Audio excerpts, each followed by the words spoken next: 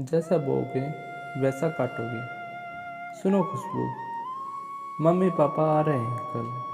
10 दिन यहीं रुकेंगे, एडजस्ट कर लेना। राजेश ने खुशबू को बेड पर लेटते हुए कहा। कोई बात नहीं राजेश, आने दीजिए, आपको शिकायत का कोई मौका नहीं मिलेगा, खुशबू ने रिप्लाई दिया। सुबह जब राकेश की आँख खुली, खुशबू बिस्तर छोड़ चुकी थी। चाय ले लो, खुशबू ने राजेश की तरफ चाय का कप बढ़ाते हुए कहा। अरे खुशबू, तुम आज इतनी जल्दी नहा ली? हाँ, तुमने ही तो रात को बताया था कि आज मम्मी पापा आने वाले हैं, तो आज तो सोचा घर को थोड़ा अरेंज कर लूँ। वैसे किस वक्त आ जाएंगे वो लोग? दोपहर वाली गाड़ी से पहुंचेंगे, 4 तो बज ही जाएंगे। राजेश ने चाय का कप खत्म करते हुए जवाब दिया। खुशबू, देखना कभी पिछली बार की तरह। नहीं नहीं, पिछली बार जैसा कुछ भी नहीं होगा। खुशबू ने भी कप खत्म करते हुए राजेश को कहा और उठकर रसोई की तरफ बढ़ गई। नाश्ता करने के बाद राजेश ने खुशबू से पूछा, तुम तैयार नहीं हुई क्या? बात आज स्कूल की छुट्टी है। नहीं, आज तुम निकलो, मैं ऑटो से पहुंच जाऊंगी। थोड़ा लेट निकलूंगी, खुशबू ने लंच बॉक्स थमाते हुए राजेश को कहा। बाय बाय कहकर राजेश बाइक से ऑफिस के लिए निकल गया और खुशबू घर के काम में लग गई। मुझे तो बहुत डर लग रहा है। मैं तुम्हारे कहने से राजेश के पास जा तो रहा हूँ, लेकिन पिछली बार बहू से जिस तरह खटपट हुई थी, मेरा तो मन ही भर गया। न जाने ये 10 दिन कैसे जाने वाले हैं। राजेश के पिताजी राजेश की अम्मा से कह रहे थे, अजी भूल भी जाइए, बच्ची है, कुछ हमारी भी तो गलती थी। हम भी तो खुशबू से कुछ ज़्यादा ही उम्मीद लगाए बैठे थे। उन बातों को अब साल भर बीत गया है, क्या पता कुछ बदलाव आ गया हो। इंसान हर पल कुछ नया सीखता है। क्या पता कौन सी ठोकर किसको क्या सिखाते। राजेश की माँ ने पिताजी को हौसला देते हुए कहा। दरअसल 2 भाइयों में राजेश बड़ा था और श्रवण छोटा।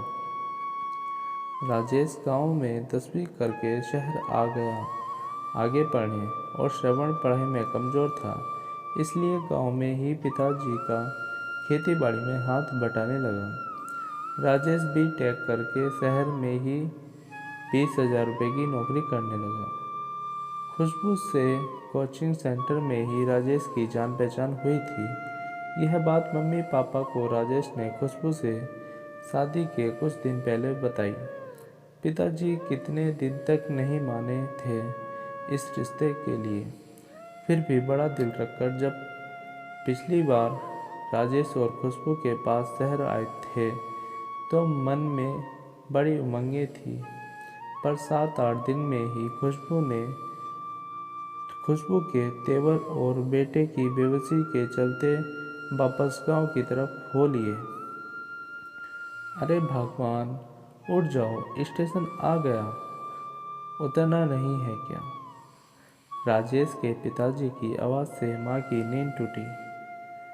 सामान उठाकर दोनों स्टेशन से बाहर आ गए और ऑटो में बैठकर दोनों राजेश के घर के लिए रवाना हो गए। घर पहुँचे तो खुशबू घर पर ही थी। जाते ही खुशबू ने दोनों के पैर छुए, चाय पिलाई, नहाने के लिए गर्म पानी किया।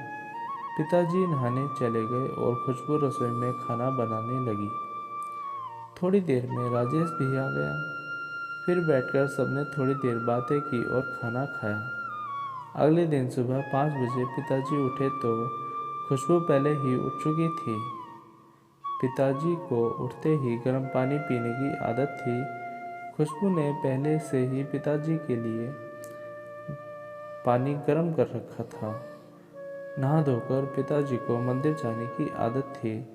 खुशबू ने उनको जल से भरकर लौटा दिया।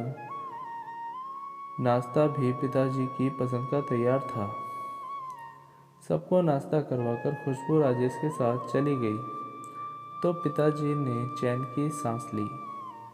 चलो अब 4-5 घंटे तो सुकून से निकलेंगे। दिन के खाने की तैयारी भी खुशबू करके गई थी। स्कूल से आते ही खुशबू फिर से रसोई में घुस गई। शाम को हम दोनों को लेकर खुशबू पास के पार्क में गई। वहाँ उसने हमारा परिचय वहाँ बैठे बुजुर्गों से करवाया।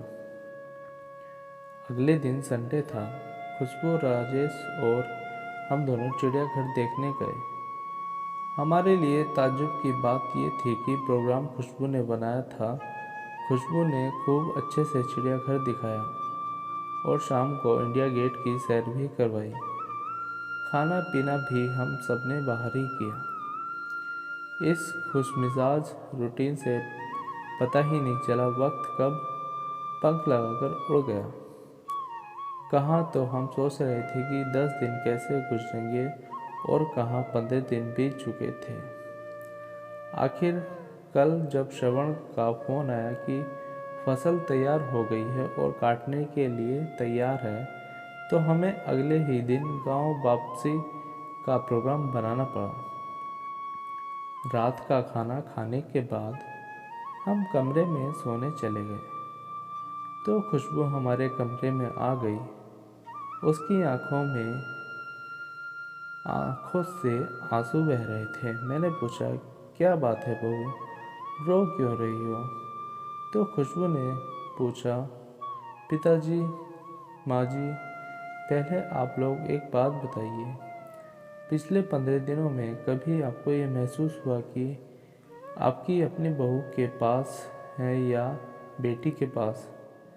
नहीं बेटा, सच कहूँ तो तुमने हमारा मन जीत लिया। हमें किसी भी पल यह नहीं लगा कि हम अपनी बहू के पास रह रहे हैं। तुमने हमारा बहुत ख्याल रखा। लेकिन एक बात बताओ बेटा, तुम्हारे अंदर इतना बदलाव आया कैसे?